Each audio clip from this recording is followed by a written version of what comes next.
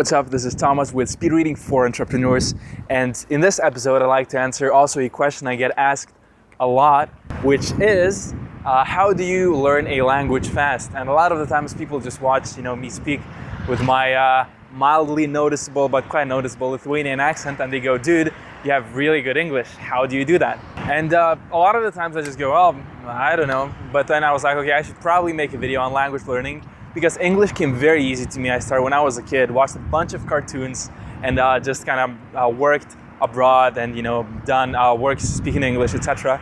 And as I said, done work speaking English, so I meant done work. And you can find a lot of these tiny mistakes still in my language. But I'm also big on language learning, and it's also something I'm quite naturally good at. But I've also learned from people who suck at languages, or at least used to suck, and are good at it now. For instance, my mentor, who manages to teach people English in 7 days so that they can actually speak on a basic conversational level pretty well just after 7 days. And if they go for 3 months, they can just go basically travel to England and speak. And in this video, I'm going to share with you some key tricks and techniques that I myself use when learning languages. So for instance, when I first went to Barcelona, I actually looked up the key phrases and the key words that are the most important, and that's also what you should do. Instead of learning how to say elephant and giraffe and all that stuff we learn in language schools, or back in high school, or uni even, or college. And in reality, it's just about learning the core things, the core fundamentals. If you're into business at all, self-development, the 80-20 rule. So find the 20% of the language, of the words, of the phrases that you can actually use then in order to apply it in your daily conversations and in your daily life. So having said all of that, what are some real language learning rules that you should look into if you want to improve your English, or if you're just at a level where you're already good at a language and you want to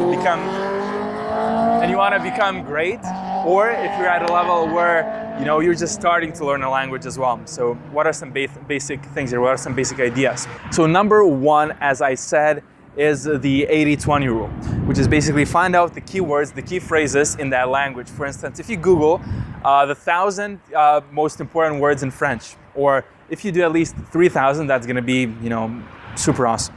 So 1, 3, or 5,000, if you know 5,000, you can already speak something like 97% of the keywords that you actually need. And then you can actually go and practice, so that's fully enough. So rule number one, the 80-20 rule, find out the keywords and the key phrases. Now, rule number two is basically how do you learn them? And the number one way to learn is through associations as well as with flashcards.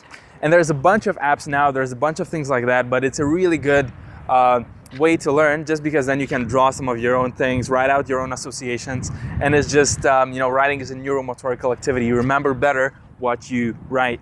So flashcards are basically just a piece of paper that's sort of this big. And how to learn with flashcards now. Basically, when you're learning words, there's our working memory, there's our short-term memory, and there's our long-term memory. So the working memory is basically if I tell you my phone number right now, and you can remember it for, say, 10 seconds.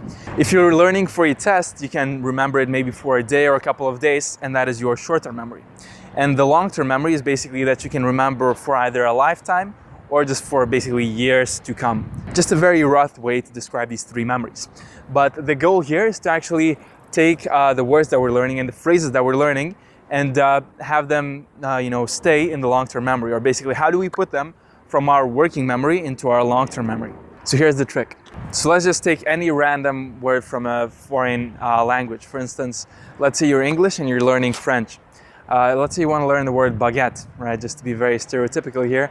And how do you remember this word? Well, you can continuously be saying it to yourself, and that's one way to learn, through repetition, to learn hard way. And the second way then is to actually make some association with it. So for instance, maybe the word baguette just seems very vague, but if you take it and separate it in two parts, you can say something like bag and get.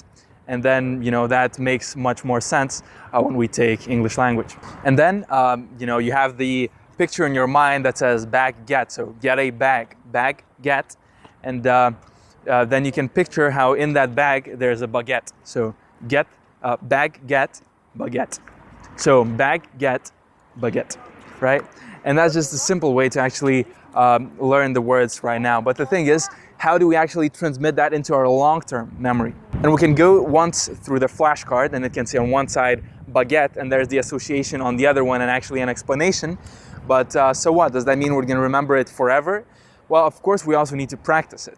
But more importantly, we still need to repeat it a few times. So a good way to go about that is actually to go and have 3 piles of cards. 1, 2, 3. In the first pile of the cards, what you have is the cards that you haven't learned yet.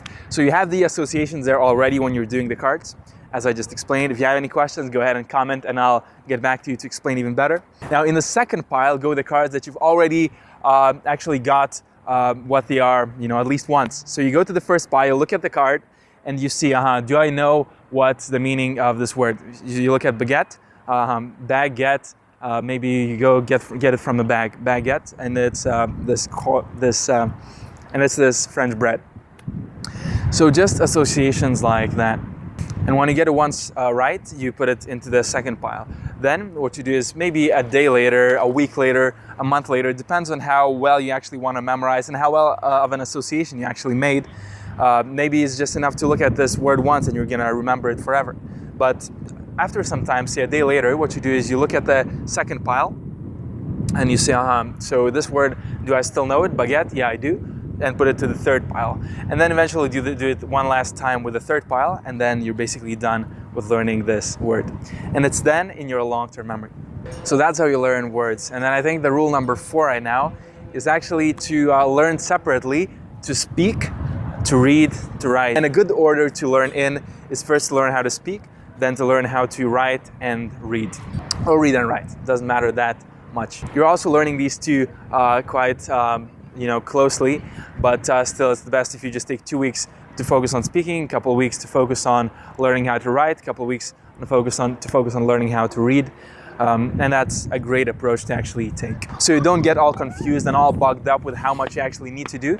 You can go through each of them separately. If you like, you can even take longer, a couple months for each of these areas, and I highly, highly recommend this approach. And now number 5 and the last one is to actually learn through reading. So if you have 95% knowledge at least of the words that you're reading, or if you know 19 out of 20 of the words that you're reading, then it is already possible to learn through reading and learn through assimilation, learn through what's around those words that come up. So you don't necessarily need to look up so many words. If there's just 1 out of 20 that you don't know, then you can just understand it from the context, understand it from what's in the sentence, from what's in the paragraph, and that's just a really nice, simple, enjoyable way to learn, since you can also read what you really love. So that's it for this video. I don't teach language learning as of now. Maybe when you're watching this video I am. Now I'm focusing more on speed reading. And if you'd like to learn how to speed read, then simply click here and grab my free course right fucking now. I'll see you later. Bye-bye.